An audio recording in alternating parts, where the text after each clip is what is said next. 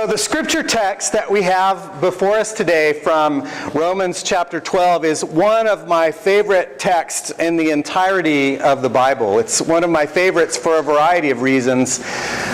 Most fundamentally is because it's so practical. It's so fundamentally practical. It's not something to debate about theologically. It's just instructions for how to put our faith into our flesh. And this text was the text that the House of Teens kiddos reflected on all week as they were serving in the Austin area. And so they asked if I would use that for the service today when they were going to share some of their experiences on that trip with you. And I was like, sure, I'd love to, because I love this passage. It's one of my favorites. Now, I want to start out, though, inviting everyone here to reflect for a moment on a time in your own youth when you had either a really positive or perhaps a really negative experience within the church. A very positive or a very negative experience that you had within a church community. Maybe this church, maybe not this church, maybe somewhere else.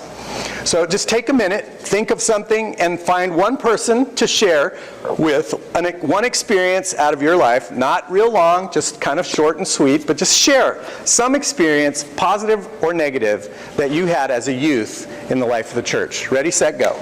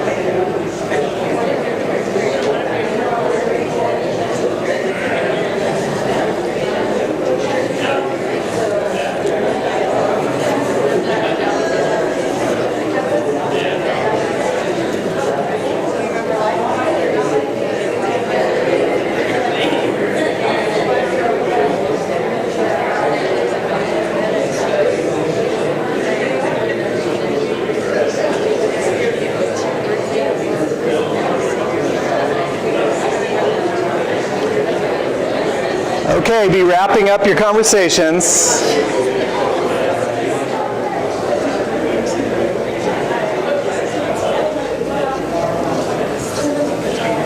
You good?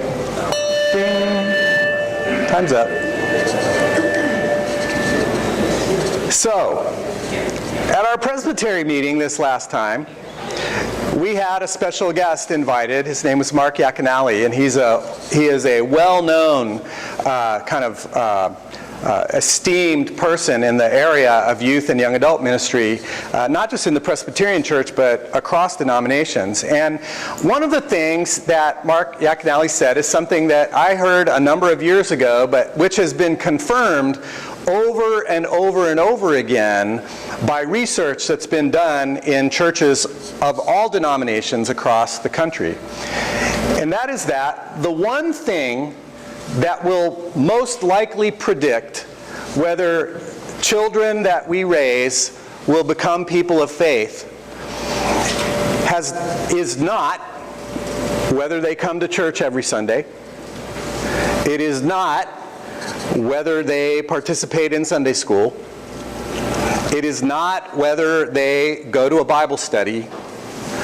The one thing, more than any other, which will predict whether our kids will have faith is whether the adults who they value talk about their faith as something that helps them in their day-to-day realities of life. If faith is practical, if faith is present and accounted for and conversed about in the day-to-day realities of life, kids will be more likely to be people of faith when they grow up than any other thing that you would do with your kids, or your grandkids, for that matter. So, as I think about that fact, and I think about this text, I think if we could live our faith, if we could live the practical advice that Paul offers in this text, we would go very far toward helping make our faith visibly present, actively engaged in the lives of our young people. The text we have before us comes at the very beginning of the second half or the second chunk, the second portion of Paul's letter to the Romans. He's spent 11 chapters talking theology, talking Bible history, talking the history of Israel, talking his understanding of God. He's been laying out his whole belief structure in a very, very deliberate way for 11 chapters. And he gets to the first word in Greek in chapter 12, and it's therefore, por lo tanto in Spanish. Because of all of this, here's the payoff. Present your lives, present your bodies, present your person as a living sacrifice, holy and acceptable to God. Now, he is speaking to people who live in a time and in a world where almost every single religious tradition has some form of animal sacrifice as a part of its ritual. Where when you want forgiveness or when you want to convince a God to do something for you, you would take an animal and kill it and give it to that God. Whether it was the God of Israel or one of the Roman or Greek gods, it didn't matter. And so the idea of giving the life of an animal up so that you could get what you want was everywhere. And Paul says, a much better practice is to give your living body to God. Let your living body, not the dead animal, but let your living body become the vehicle through which you worship. And here's how. And then he has this wonderfully compact list of very practical ways for us to live out our faith, for our bodies, our persons to become a living sacrifice, a living gift to God. And I just want to walk through them so you can hear how practical they are. Let your love be authentic. Don't throw love around willy-nilly in a way that's disingenuous. If you love somebody, love them really. Don't pretend to love them. Love them honestly, authentically, truly.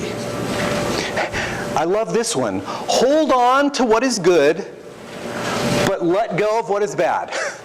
Let go of what is bad and hold on to what is good. I've said on multiple occasions here, one of the great pieces of wisdom that my friends in the 12-step communities have shared with me is whenever you're anywhere, when you're listening to one of my ridiculous sermons on a Sunday morning, take whatever's good and just throw the other stuff away. Just hold on to what's valuable for you today. And let the rest go. It's okay. If you don't agree with me, that's okay. If you want to talk to me about it, cool. But don't let it be a stumbling block if I say something that's problematic for you. If you want to think about it, great. If it's just getting in the way, let it go. Hold on to what is good. Let go of what is evil. When you go for your evaluation to your job, to your boss at work, and they tell you all the good things you've done and all the bad things you've done, if that bad stuff helps you become a better worker, a better human being, a better person, hold on to it. If it feels like somebody's just being mean, let it go. Just let it go. Hold on to what is good. Let go of what is not. Serve God with zeal. Honor one another. You know, one of the core values in this community's culture is respeto. Respect for one another.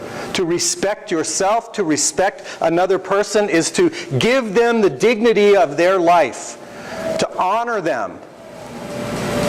To give them the respect that they deserve. Very practical, very simple, and yet how often we fail to respect one another. Serve God with zeal. There's a question in the constitutional questions that are put to every pastor and every elder, which is one of my favorites, and it's will you serve God's people with energy, intelligence, enthusiasm, and love? Energy, intelligence, imagination, and love. Energy, intelligence, imagination, and love. And I love that question because it's not about being duty-bound. It's not about following the rules. It's about giving all of that good stuff that God has put within you and offering that to the people. Energy, intelligence, imagination, and love. Serve God with zeal. Let God have that good energy, that good creativity, that good imagination that is God's divine gift to you uniquely. Bring that. Offer that. Share that. Rejoice in hope, be patient in suffering, be constant in prayer. Those three suggestions are, for me, a little triad of advice for dealing with the real stuff of life, you know? Rejoice in hope. When things feel hopeless, rejoice that there is a God who holds the future beyond what you can see. Rejoice in that. Take some joy. Don't be discouraged. Be patient in suffering, and suffering will happen for every single one of us. There's not a person in this room that has not already experienced suffering in your lives.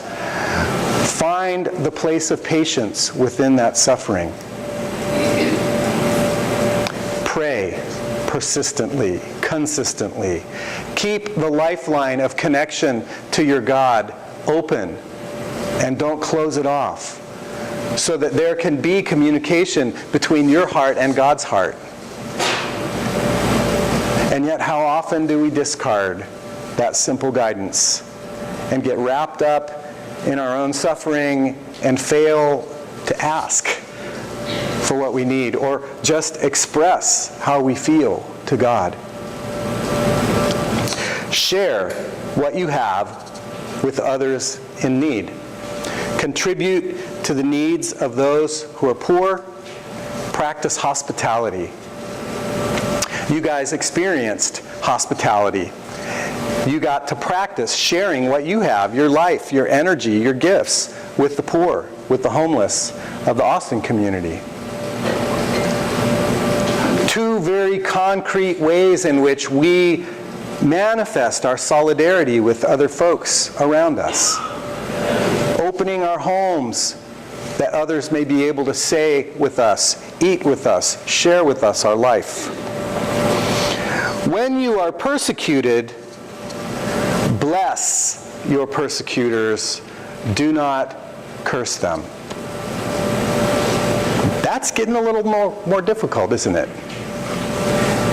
If you've ever been persecuted, If you've ever been deliberately singled out for discrimination, you know how hard it is to turn around and bless the person who is acting that way toward you. But if all we do is return discrimination and hostility to the people who commit that against us, we do nothing to break the chain of that hostility. We just add more energy to it. And it just gets bigger and bigger and bigger. And Paul goes on, beyond just those who persecute you, he talks about the importance to live peaceably with all people and to never take vengeance into our own hands. Now, the American film industry would be hard-pressed to make films that never take vengeance.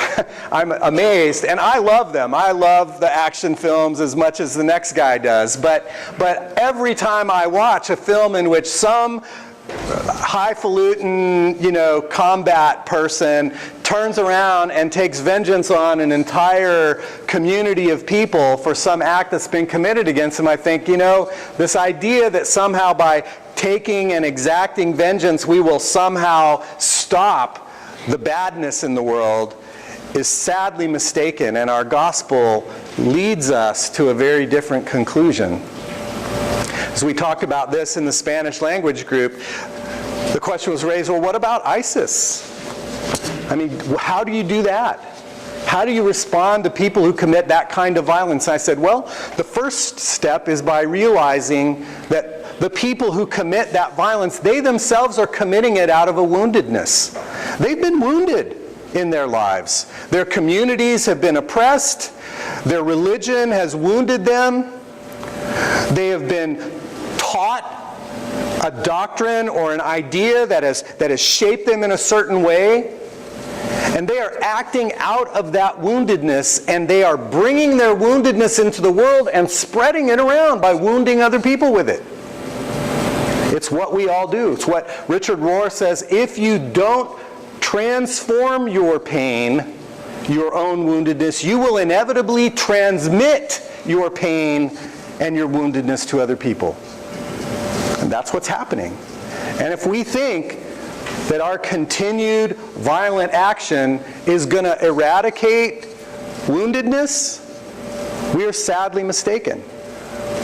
Every death that we commit creates another wounded family.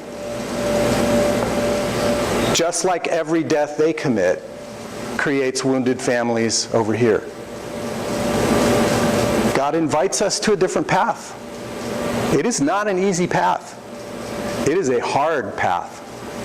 But it is the only path that will lead us out of this cycle of violence that we are in. The only one.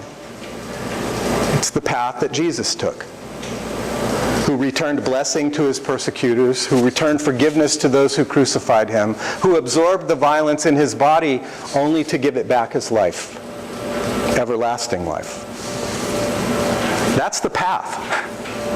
Now, I'm not telling you it's easy, because if you've ever had to overcome somebody's violent actions toward you, you know that it is not easy. But it is the only way out. It is practical, but it is not simple. Live in solidarity with those around you. Rejoice with those who are rejoicing. Weep with those who are weeping. Don't take yourself too seriously. Associate with the uncool people as well as the cool people. That's hard, isn't it? It's hard to hang out with the uncool people. It's hard to pick the lunch table with the folks that nobody really likes and allow yourself to be uncool for a little while. It's hard. But every time we take ourselves too seriously, we disrespect the dignity of those who we think are beneath us. As we shared around the table this morning in the Spanish community, some of our kids shared their experiences working among the homeless, and what happened is that 3 of the people in our group talked about their own experience of living on the street, of having to sell chicles on the corner, of having to sleep under bridges, of being abandoned by parents and not knowing where they were going to go. If somebody doesn't say, I'm willing to be with you even though you're not cool because you're poor or you're smelly or you're too dark-skinned or you don't speak my language or worship my God, if nobody's willing to live with that kind of solidarity, then all we do is wound those people more deeply. Paul's advice to us, never return evil for evil, but overcome evil with good, sums up the practicality of his Christianity. All the theology doesn't mean anything unless it gives birth to a life that manifests in the flesh that kind of practical, honest life of solidarity. So, I encourage you to write this text out. I encourage you to put a piece of paper with this text on it in your bathroom mirror, so when you're making yourself pretty in the morning, you can also take a moment to think about how to make yourself pretty from the inside out. Take a moment to think about, what is it today that I can work on? Or maybe for you, it's better to put it somewhere where you'll see it in the evening and you look at it before you go to bed and go, okay, God, let's figure out what my grades were today. How did I do in putting your faith into my flesh, putting your heart into my body, putting your longings for people into my giving of myself? Because this kind of practical Christianity, I kid you not, if we were to live this faithfully, it would be so attractive that we would not be able to contain the folks who would like to be a part of it. Our world needs more practical and fleshed faith, and a lot less arguing and bickering over who's right and who's wrong. Maybe we can be that kind of community together. Maybe you can take that on as a personal challenge too. Let us pray. Amoroso Dios, gracias te damos por palabras prácticas de la boca de Pablo, por la oportunidad de ver que la fe puede ser algo muy sencillo, que cada uno tiene a su alcance. Ayúdanos a encarnar nuestra fe y no dejarla en la cabeza.